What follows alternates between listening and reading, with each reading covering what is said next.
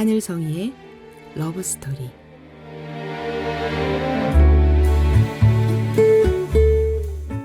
안녕하세요. 말씀과 찬양으로 사랑을 이야기하는 시간, 하늘성이의 러브스토리입니다. 저는 찬양하는 사람 하늘성이입니다.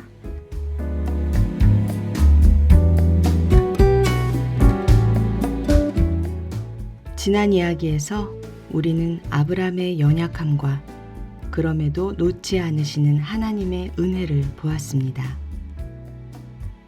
오늘 말씀은 그 은혜를 경험한 사람이 어떤 선택을 하며 살아가는지를 아주 조용하게 보여줍니다. 믿음은 더 많이 갖는 게 아니라 이미 받은 은혜를 얼마나 알고 있느냐의 문제라는 생각이 들었습니다.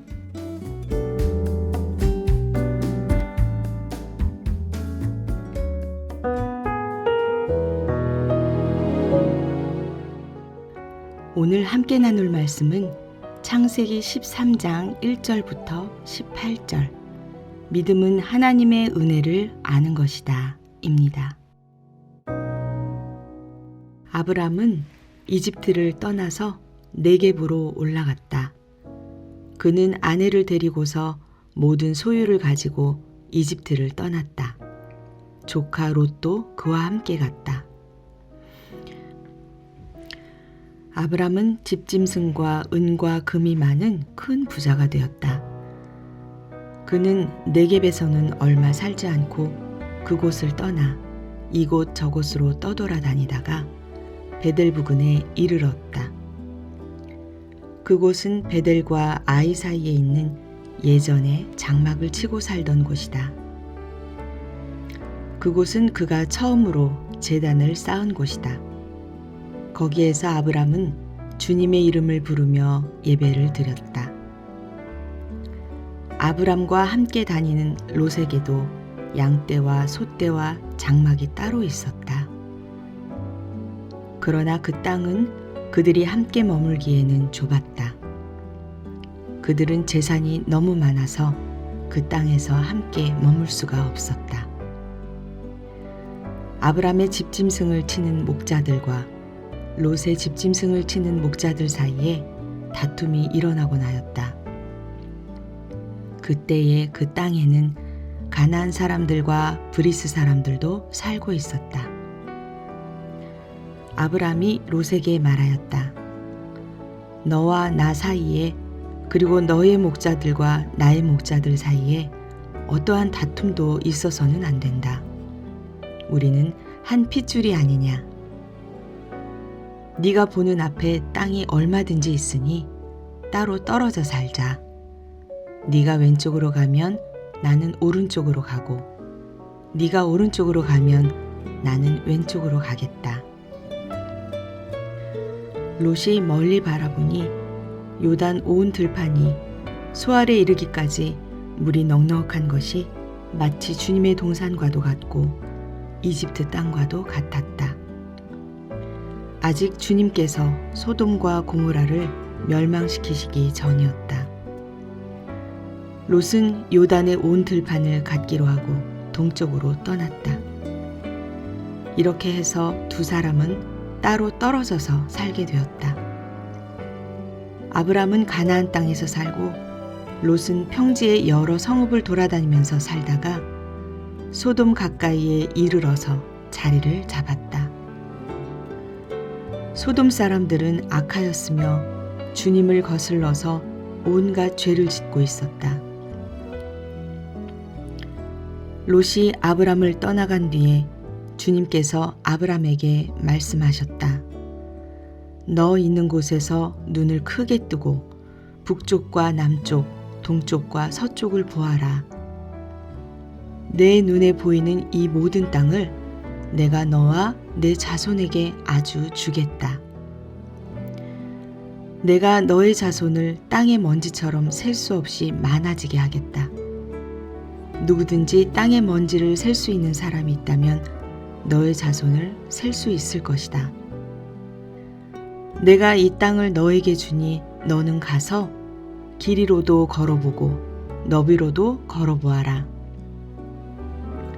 아브람은 장막을 거두어서 헤브론의 마므레 곧 상수리 나무들이 있는 곳으로 가서 거기에서 살았다. 거기에서도 그는 주님께 제단을 쌓아서 바쳤다. 아멘.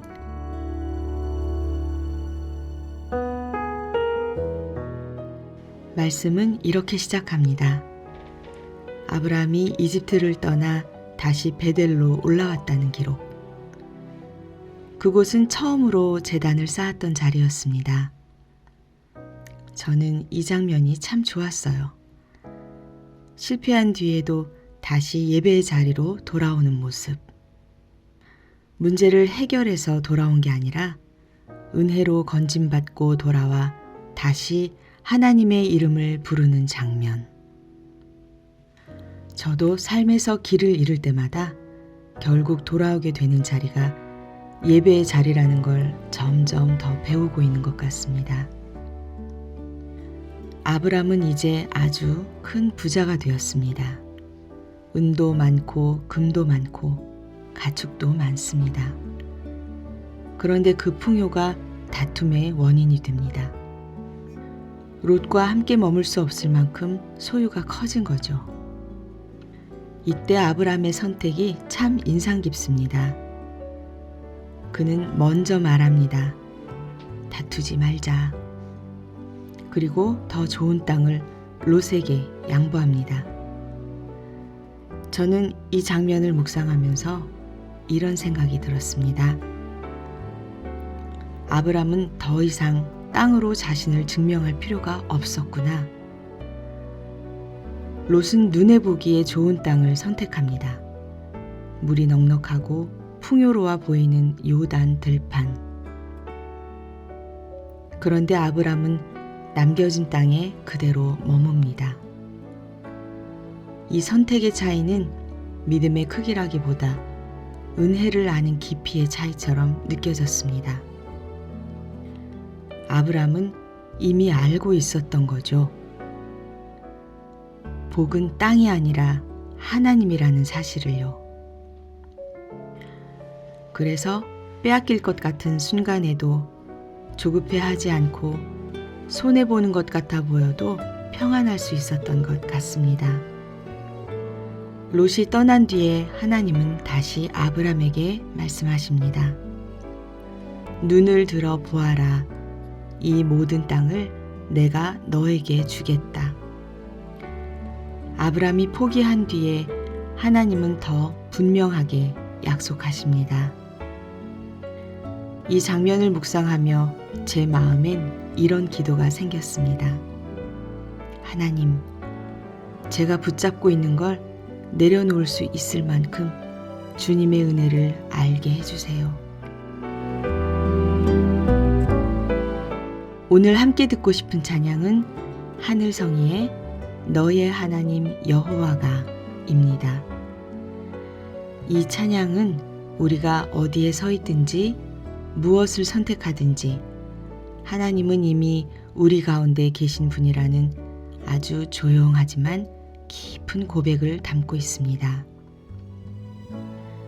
이 찬양을 들으시면서 잘하려 애쓰지 말고 판단하려고 하지도 말고 그냥 하나님이 나를 어떻게 바라보고 계신지 그 시선 안에 잠시 머물러 보셨으면 좋겠습니다.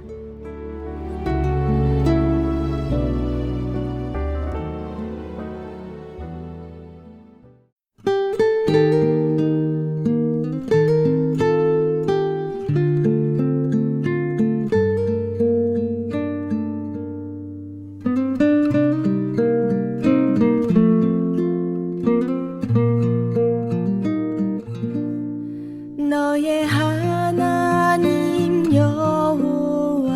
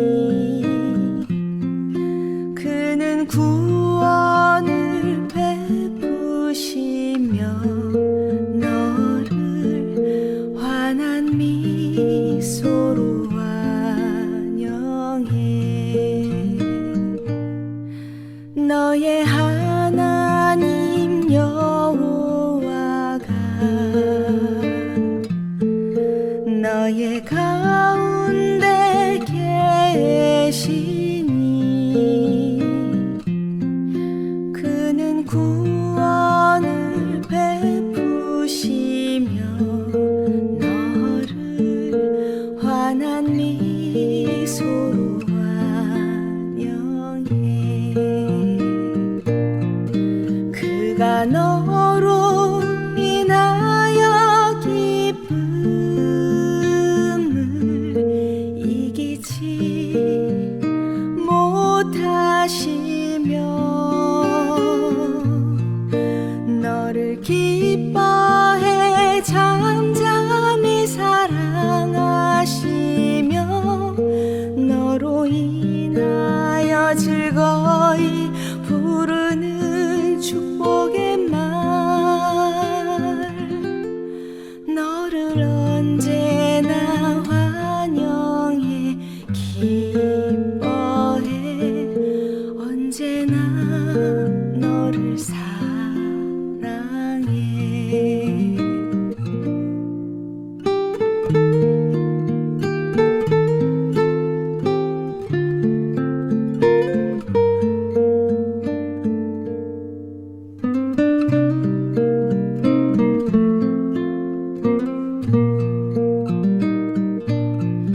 그가 너로 인하여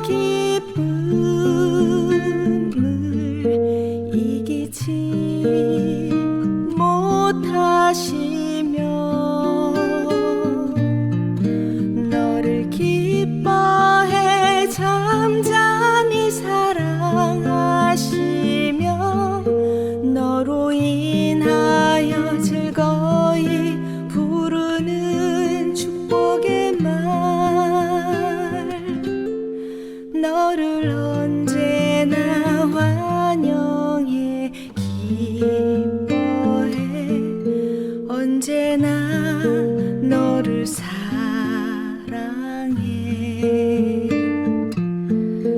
언제나 너를 사랑해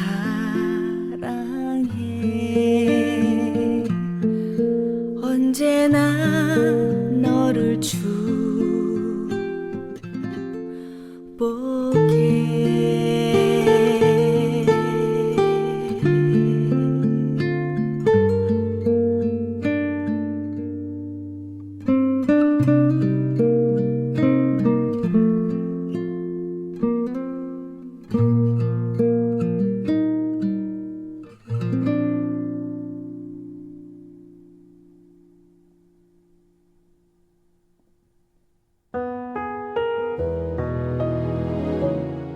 오늘 말씀을 이렇게 마음에 남겨봅니다. 너의 하나님 여호와가 너의 가운데 계시니. 이 한 문장이 오늘 말씀을 다 설명해 주는 것 같았습니다. 아브람은 더 좋은 땅을 선택하지 않고 하나님이 함께 계신 자리를 선택했습니다. 그래서 내려놓을 수 있었고 조급하지 않았고 다툼 대신 평안을 택할 수 있었던 것 같습니다. 이 찬양의 가사처럼 하나님은 우리를 향해 기쁨을 이기지 못하시고 잠잠히 사랑하시며 오늘도 축복의 말로 우리를 부르고 계신 분이시니까요.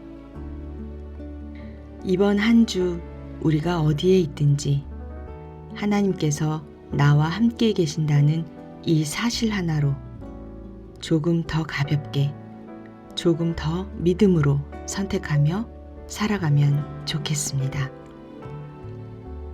오늘의 러브스토리는 크게 드러나지 않는 선택 속에 얼마나 깊은 믿음이 담길 수 있는지를 보여주는 이야기였습니다.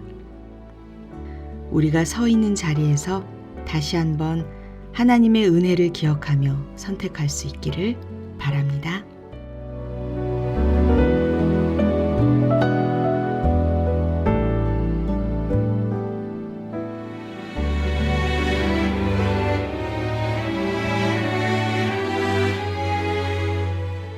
다음 시간에도 말씀과 찬양으로 이어지는 하늘성이의 러브스토리에서 다시 만나겠습니다.